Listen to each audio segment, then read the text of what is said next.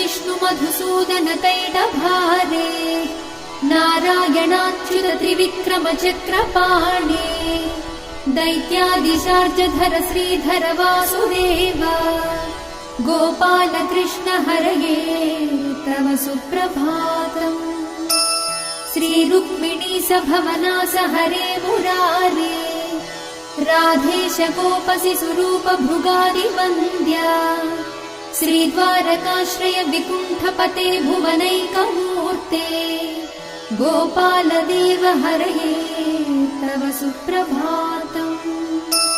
मीनाकृते कमठरूप वराहमूर्ते त्रैविक्रमाय नृहरे भृगु राम राम श्रीराम कृष्ण यदुनन्दन कल्किरूप गोपाल कृष्ण हरये तव सुप्रभातम्।